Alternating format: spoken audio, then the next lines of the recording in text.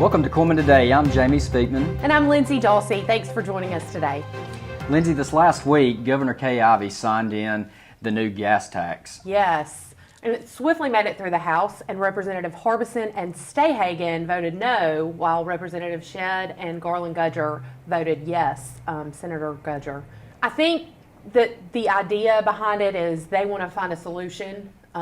There are road issues, infrastructure issues throughout our state, so it's not always easy to be an elected official, so I think they're all trying to do what's right for our state. Absolutely, and you know, you really don't know what's going through their mind until you're in that situation.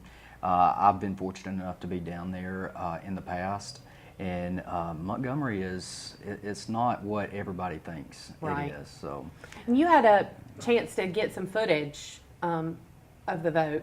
I We have did. that here. I did. Check out this footage from Governor Kay Ivey. Has gone by since the state was able to come together and come up with some revenues, some investment in our highway system. I've been working on this legislation now 5 years. One of the things that had me so involved in this was the fact that I saw the direct connection with good infrastructure and economic growth, which produces a good quality of life for the people that live in the state. I am so thankful that everything seemed to come together. We had a governor that was willing to stand up and provide the leadership. Governor, I want to thank you for that. So this last week we went down to Huntsville and covered author Monique Fields. She's from Tuscaloosa and she wrote a book called Honey Smoke. Miss Tara Sivley is a third grade teacher at Huntsville Elementary, and they just happened to run into each other at a bookstore, and it's kind of cool how it all worked out. But anyways, the author came in, spoke to the third grade kids, and the book is very unique in the sense that Miss Fields is a black lady. Her husband is Caucasian. So the kids are mixed. And the kids started asking questions, why?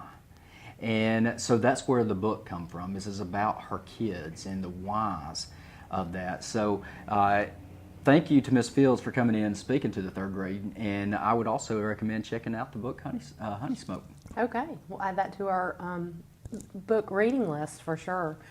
So we had some storms that rolled through the community of White City last Thursday, and I think that you were able to get some footage from that last week. I know that's devastating for the area, but luckily no lives were lost and no injuries. Yes, no injuries and no. It really fortunate for that community with the damage that they did have that there was no injuries there.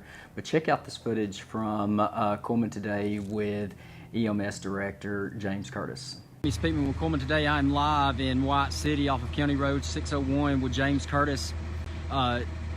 James, obviously, I don't know if it was a small tornado, a downburst. You know, definitely something happened here. Quite a bit of damage, but it's in a small area. Kind of give us your feedback from assessing the damage that you saw so far. A lot of structural damage in the area. The entire area has been searched. Johnson's Crossing, Huntsville Fire and Rescue, the Sheriff's Department, Cullman EMS, all the responders right here working together. Search the area, make sure we didn't have anybody trapped or any casualties. So as of right now, no report of any casualties or any deaths out here. Very fortunate. Do you know if there's any injuries out here? No, sir. We've not been advised of any injuries. All the roads in this area have been cleared by volunteers from the Sheriff's Department. And does it appear that most of the damage is just here in White City? So you know far, of? what we've come across, I think there's some damage in some other areas, maybe in Welty, unconfirmed reports of that. Right.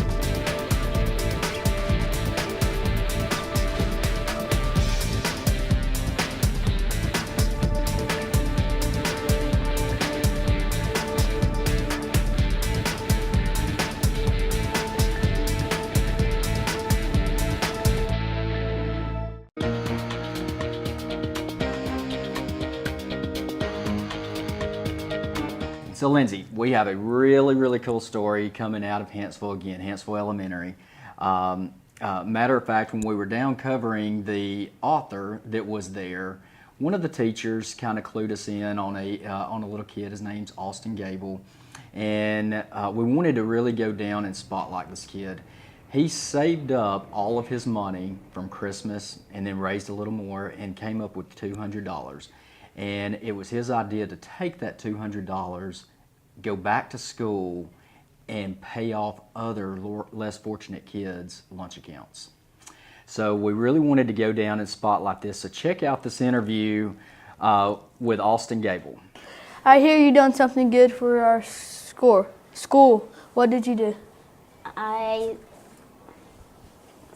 give money to the Hanceville Elementary cafeteria and for the students in my class who can't pay for their lunch. How much money did you raise?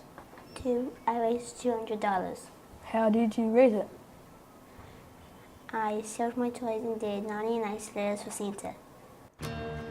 In Cullman, we're looking forward to more play dates and date nights, first checkups, and checks on the bucket list.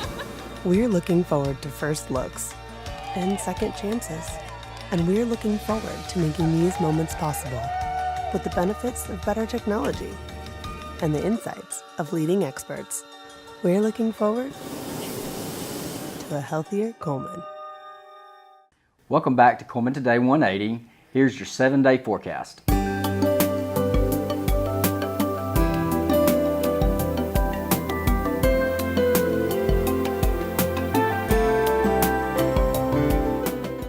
So Jamie, the Fairview Aggies beat Good Hope 5-0 in the final of the Cullman County Cup.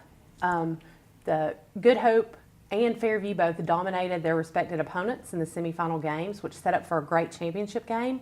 Congratulations to Fairview on winning the title, and congratulations to Good Hope for coming in runner-up in their first season in 20 years. Absolutely. I'm not taking anything at all away from Fairview. Right. They played an outstanding game, but for Good Hope to come in first year in 20 years to have a team, and that was their only team they ever had was 20 years ago. Wow. But to come in their first year after that and to make it to the finals, it's pretty outstanding. Yes. Congratulations. I know we're really proud of them. So make plans to attend the Bloomin' Festival. That will be April 6th and 7th in Cullman. That's always a fun community event. I know everybody likes to get out. We also had a busy weekend this past weekend. I know that we had the St. Patrick's Day Festival and then the pub crawl around town, and I think that had a lot of activity. Hope Horses also had a fundraiser this past Saturday night, and I think that was a big success as well. Absolutely. Also at Cullman Regional, we have a kidney stone seminar with our new urologist this Thursday. So if it's, believe it or not, there's a kidney stone season, and it starts in spring, which actually is caused by dehydration. So make sure you drink plenty of fluids. That apparently prevents a lot of kidney stones. I've never had one, but I hear they're pretty painful. That is my biggest fear, one of my biggest fears. So learn about how you can prevent those at our kidney stone seminar with Dr. Wallen. And then Cullman Regional is actually having a nurse recruitment event on April the 6th at Karma's Coffee House from 8 to noon. So if there are any local nurses that are interested in finding out more about working at Cullman Regional, stop by Karma's on April the 6th to learn more information. We'll have all of our nursing directors there that can answer questions, so it should be fun. There are many reasons to shop at Bob Wallace Appliance. We're a family-owned business since 1978 with low prices and top-notch service. Name brand appliances like Whirlpool, Maytag, Frigidaire, and more. We deliver your new appliances free. We have installation experts, and we service what we sell. Don't be treated like a number. Buy local at Bob Wallace Appliance. We offer financing so you can get what you really want. So many reasons, one place for appliances. Bob Wallace Appliance, Huntsville, Florence, and now open in Cullman.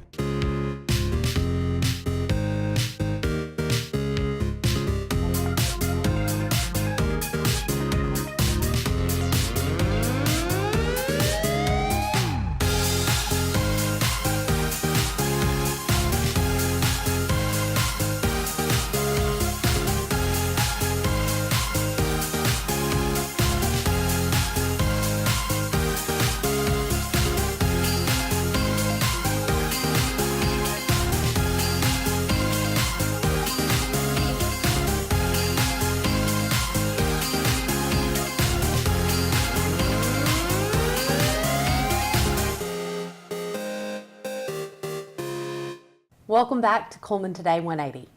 So we met up with superintendent from the county school, Shane Barnett, and Project X is finally revealed. So check out this video where Shane explains what Project X is. We're here with Superintendent Shane Barnett. Shane, you just announced what Project X is. Absolutely. And I think it's pretty exciting. Multi-sport facility.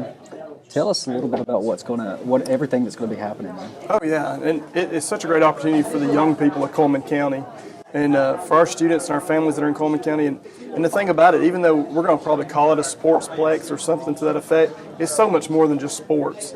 Because we have kids that are great musicians, and they're in drama and theater and ballet and dance, and they're cheerleading, and all of that is going to be encompassed in this. So if you have a student that's involved in any extracurricular activity, one day they're going to get to be part of this right here. Right. And it's real exciting. Absolutely. And you couldn't pick a better location. No. And we need to give Drinker Development a plug for donating the property. Absolutely. And when that property has been developed and done some grading and so forth, it's going to be valued up close to $6 million. And I couldn't thank them enough for that, for believing in our vision and believing in the students of Cullman County. Absolutely. That's exciting. And it's good to have people in the community that support our kids. Absolutely. And is willing to be able to donate that kind of stuff. Absolutely. Talk a little bit about the different activities that we'll be able to hold there. And is it just for the students of Cullman County, or is it going to be more of a tourism place? Well, it's going to be a little bit of both. And I'll tell you that, and first before I go into that, I'll say thank you to the Chamber, because they've allocated their lodging tax to go toward this, because it will attract people to Cullman County and Cullman City School, or Cullman City area.